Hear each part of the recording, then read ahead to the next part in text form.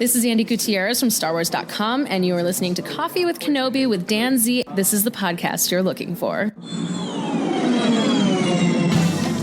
This is James Arnold Taylor, and you're listening to Coffee with Kenobi. I have a good feeling about this. Hello, my friends, and welcome to a very rushed, but hopefully very interesting episode of Coffee with Kenobi. I'm your host, Dan Zayer. Thrilled to be talking Star Wars with each and every one of you. Coffee with Kenobi is your spoiler-free place for Star Wars community and conversation. I am just about to get on a plane to fly over to Europe to participate in everything going on at Star Wars Celebration in London. I'm really looking forward to that and bringing you coverage which you'll be able to find on our Instagram, TikTok, Twitter, and Facebook feeds. And I will try to give you daily podcast updates as well. Of course, some of that depends on the sleep quotient that is required of me, but I will do my very best to bring you everything that I can. Don't forget, if you are going to Star Wars Celebration, you can find me on the HoloNet stage, which is the podcast stage, on Friday, April 7th, from 4 o'clock to 5 o'clock p.m. My guest will be Adam Christopher, the New York Times bestselling author of Shadow of the Sith. Now, normally I go through a pretty long episode where we would cover the episodes of whatever is happening on Disney+, and I didn't want to leave and go to Europe without covering the 6th episode in Season 3 of The Mandalorian. This episode is called Guns for Hire. So the gist of this, as we saw at the end, now we know that Bo-Katan has a new mission, and her mission is she walks both worlds. She is allowed to take off her helmet and still be sort of an she can still be a child of the Watch. But at the beginning of this, we see a sort of a Romeo and Juliet situation where you've got two households, or two species rather, that do not normally play nice together. I'm talking about the Quarrens and the Mon Calamari. The Quarrens, if you remember Squid Head from Return of the Jedi, those creatures that have basically octopus heads, we find one that is going through space, a Quarren ship, and an Imperial vessel shows up, and it is full of Axe Woves and the Mandalorians that we saw in the Eris episode and in the finale of Season 2 of The Mandalorian. Now we know where these Mandalorians have gone to that did not stay with Bo-Katan. They are basically missionaries. Now, what they do, we don't really know as far as what kind of cases or jobs they will take. But for this one, they've been hired to take this Mon Calamari away from his love. And it's a bit sad and tragic, and they really focus on that a lot. And then they zoom off, they take the Mon Calamari with them, and they leave. And then we're treated to the opening of this, which is what they tell us the episode title. It's good to see Axe Woves and Cosca Reeves back, played by Sasha Banks, of course. And they seem to really be enjoying themselves. They have an Imperial vessel that they have taken care of for themselves. And now they're just flying around. This episode, again, is called Guns for Hire. So we head over to Bo-Katan. She and Mando and Grogu is with them, which is nice to see. I feel like we haven't seen Grogu as much lately, so it's good to see him. They are going to head to a planet. It's called Plazir 15. It's Plazir-15. This is an independent planet that is not part of the New Republic, and it's absolutely thriving. But this is where all the other Mandalorians are hiding. Not hiding, they're just sort of hanging out. That's a new place. So the Mandalorians get in this little train-type tube/monorail thing that's very, very quick. And before they can go and see the other Mandalorians, they've been asked to go to meet the rulers of Plazir 15. And then we get some really awesome cameos. It's Lizzo and Jack Black. Now, Lizzo, I barely know. I'm sure that is probably my generation as much as anything. So I apologize. I know a lot of people love Lizzo. She seems extraordinarily talented. She's quite a good actor, too. But she is on this, and she plays the Duchess, and she's married to Jack Black. Now, from a distance, I saw Jack Black sitting at the other end of the table, and I saw the beard, and as soon as I heard that voice, I'm like, dude, it's Jack Black! And Mason says, who is that? Like, he's awesome. He's a really good singer, and he's very, very funny. He's a great actor. He plays Captain Bombardier, Bombardier. They're a very wealthy married couple, and they're overseeing the independent planet. Now, Bombardier is interesting because he's a former Imperial officer who participated in the New Republic's amnesty program after the war, which we know a little bit about from earlier with The Good Doctor. So he falls in love with the Duchess. They rule this planet. It's part monarchy, part democracy. I'm not really sure how that works, but it seems to be working fine for them. These two just chew up scenery. They're having a great time together. And essentially what happens, well, my favorite part, one of my favorite parts, and Mason really dug this as well, was when Lizzo, who's the Duchess, she says, "Oh, I love your baby. Can I hold him?" And the Mandalorian says, "He doesn't really take well to strangers." And then Grogu smiles, jumps and leaps and does a little somersault and lands in Lizzo's arms. It was pretty adorable. I can't wait to see the behind the scenes on that one. It's pretty great. Grogu also uses force powers to help Lizzo when it's space bocce ball, which by the way looks amazing. At the end of it, she does say that Grogu is a knight with an actual sword and a lightsaber. Pretty hilarious. Now, apparently Lizzo's a huge Grogu fan, which I'm reading this from Entertainment Weekly. She even dressed up as Grogu for Halloween, so this must have been an insane thrill for her. So Bo-Katan and Din are there first because they're supposed to investigate a series of malfunctioning battle droids. And you hear battle droids and you get excited because if you're a fan of them like Mason and I are, you know they're fun and they're interesting. Plus it reminds us of the Phantom Menace. Now, interestingly enough, when you get really used to Clone Wars and to the Bad Batch, you get used to a different kind of voice because when you rewatch Phantom Menace, the battle droids don't really sound like they do in Clone Wars. But here, live action, they sound like the Clone Wars type, which is kind of fun. I don't know that it's super important, but it is something that I noticed. Now, the reason they can't run around and get rid of these droids that are causing problems, and they show these videos, like one looks like one from the famous Star Wars Holiday Special with all these little Ginsu knives. It's interesting. I barely can pronounce Ginsu, but I can pronounce Grogu or all these other Star Wars names. You know, it's just part of what it is, right? So they can't just shut off all the droids because the people there have used their opulence and wealth to become quite, lazy, really. It very much reminded me of WALL-E because these droids do the work for everybody and they don't have to do anything, so they don't know how to live. Now, the reason we know this is because we meet the planet's commissioner who is running all this. He is Christopher Lloyd, of course, of Back to the Future fame, Taxi, and a number of other things. The guy's an icon and a legend, so it was really, really cool to see him. We do find out at the end of the episode that he's actually a separatist, and he talks about how Count Dooku was a visionary. At the end, he's about to mention a Jedi as well. You can't help but think it's Anakin, and he's going to complain about Anakin, but we don't really get to hear that because he gets knocked out. So the main takeaways here. At the end, there's this great fight with Bo-Katan and other Mandalorians, but we'll get to that in a second. I'm most interested, the Mandalorian and Bo-Katan, they go throughout this city, and they go to the underbelly, and they go to this bar. The way they do, it's almost like a little detective thing. They find this thing, they pull out a super battle droid out of this container. It very much looks like a morgue that you'll see in a police crime movie or series or something like that. By the way, before we get to that, some of the droids are malfunctioning, and again, they don't just turn them all off because they're all attached to, of course, electricity in some way. Because again, the citizens of the planet don't want to get rid of the droids. They rather just sort of take their chances with the danger, which is an interesting little metaphor, I think. But so before this battle droid gets shot by Bo-Katan, I believe, or maybe it's Mando, I can't remember.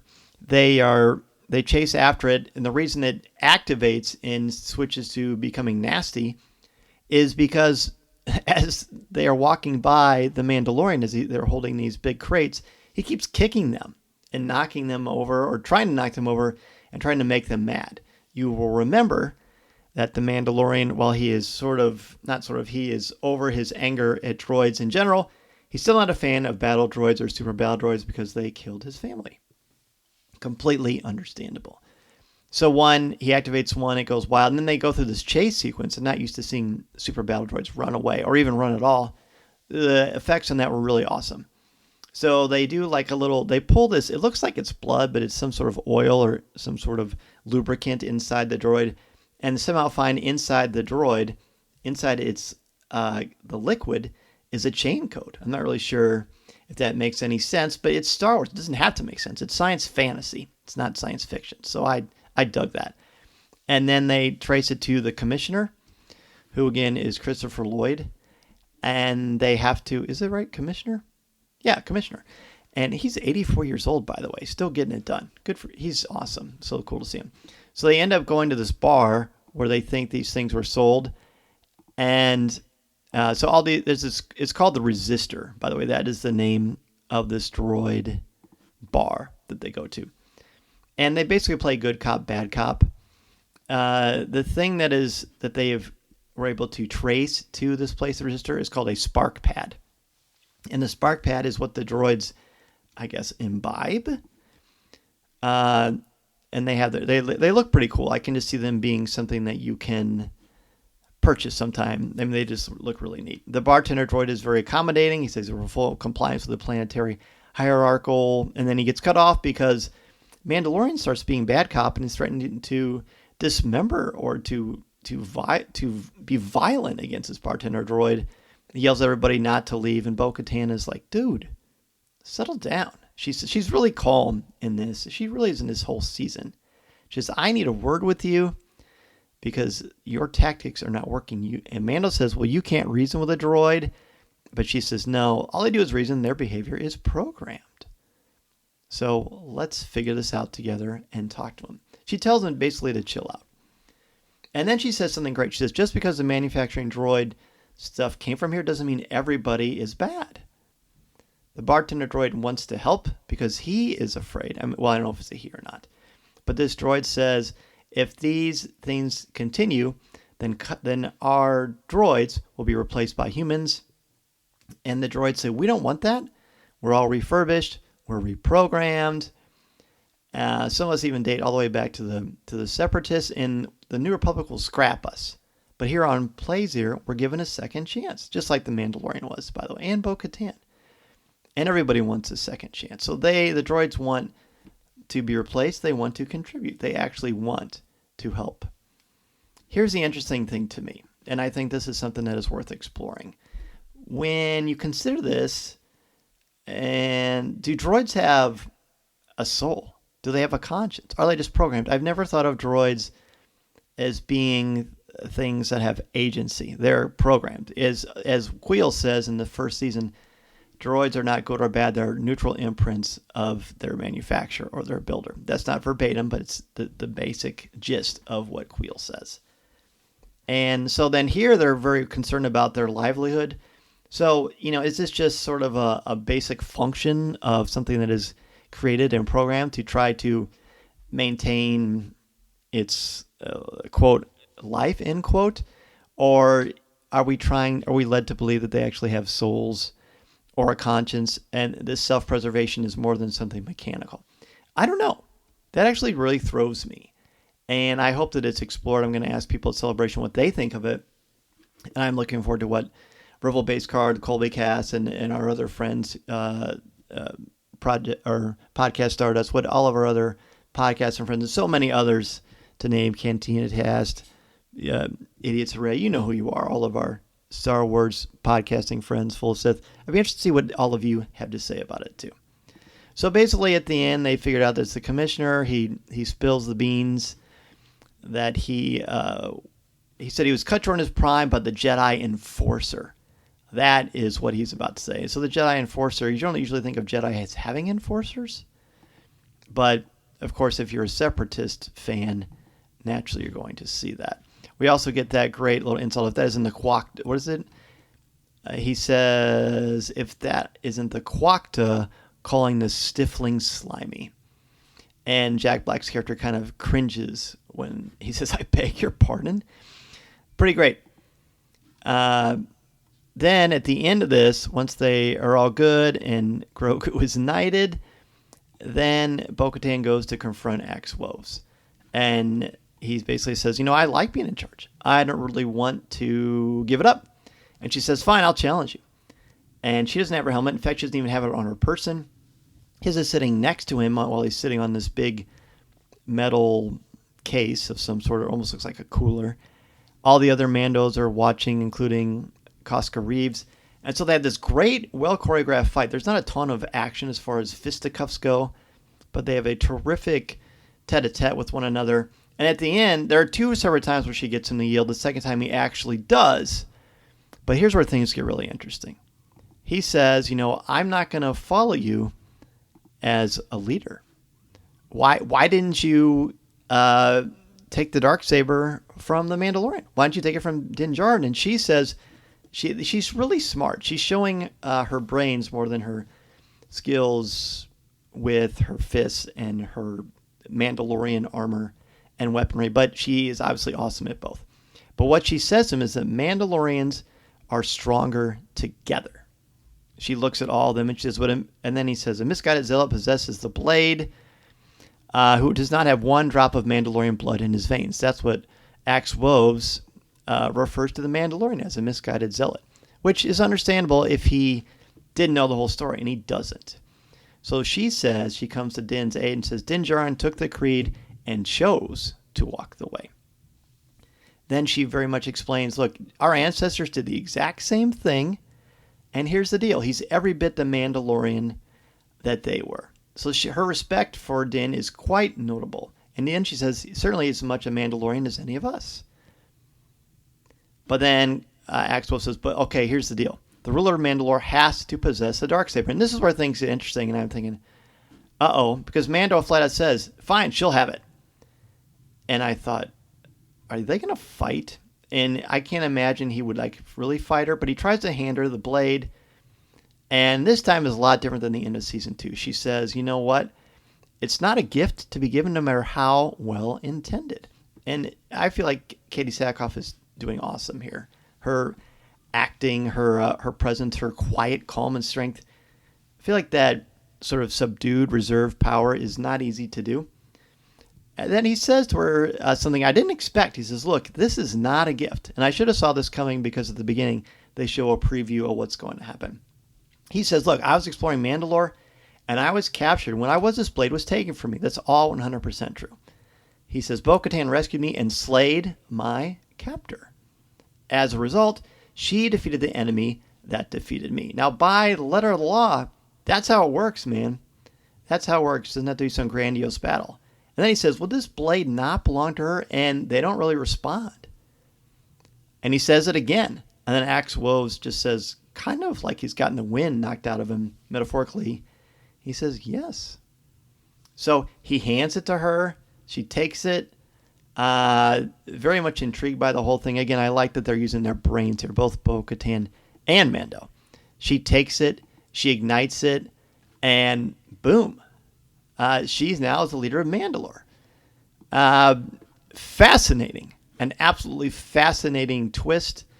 One, again, that I did not expect. And as longtime listeners know, I really am a massive fan of stories when they take positions and angles that I did not expect. I just find it a lot more fun. That's also why I don't like speculation, because I don't want anything put in my brain that will ruin the surprise when something actually happens. I just realized, because I'm doing this by myself, I didn't give a letter grade or one word. So the one word I would use to describe this episode is transcendent. There's some cool things that happen. It's a lot of fun. The cameos don't seem just like stuff for people who are thirsty for that kind of stuff. It actually seemed to fit. Like I bought Izzo and Jack Black as these kind of leaders. Izzo had a lot of heart. Jack Black was Jack Black, but he just had this great opulent kindness about him, and it was wonderful. The only thing I wish is that they both would have sang. That would have been amazing, but it didn't happen, and that's okay. Letter grade wise, I give it an A-. I thought it was great. The ending was phenomenal. It was just a fun episode. Now we've got 2 left. We still have not seen our buddy Moff Gideon, who he's not really our buddy, but he definitely makes things very interesting. Listening to Coffee with Kenobi, you are, with Dan Z, the podcast you're looking for. This is...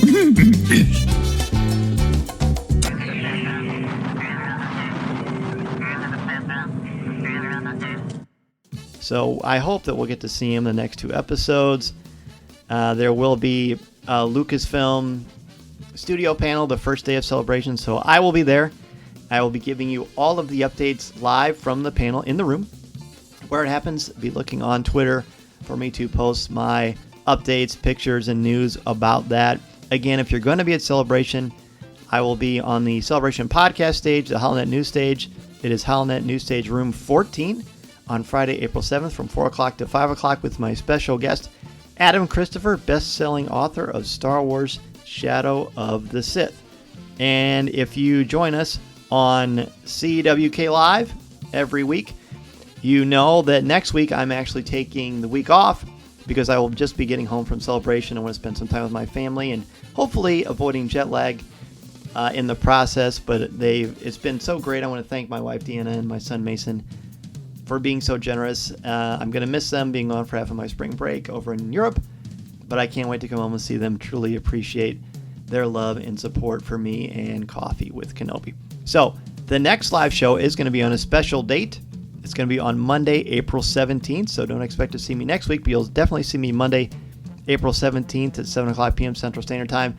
Remember, this is going to be the day that if you are present, you get a chance on CWK Live with me. You get a chance to win a 1/1 scale Black Series Bo-Katan helmet. These things are amazing. Hasbro gifted it to me, and I'm going to gift it to whoever joins me. Here's how you do it. You come on CWK Live, and if I see you there and you participate, you have to be present to win. I will draw your name out of a coffee mug, and I will ship it to you. And if you bring other people with you, you'll get credit for having them there too. So if you bring one other person with you, then you're going to get 2 entries. That person who you brought, they're going to get an entry of their own. So everybody's going to get a chance to win this thing. Again, it's the Bo-Katan Kryze 1/1 scale Black Series helmet. All right, that's going to do it for me. I babbled long enough. Very much looking forward to bringing you coverage of Star Wars Celebration. I will see you all very, very soon. Again, look to Instagram, Twitter, and Facebook for all of the updates, videos, interviews, and so much more. Thanks again, everybody. I'm Dan Zaire. This is the podcast you're looking for. See you at Celebration.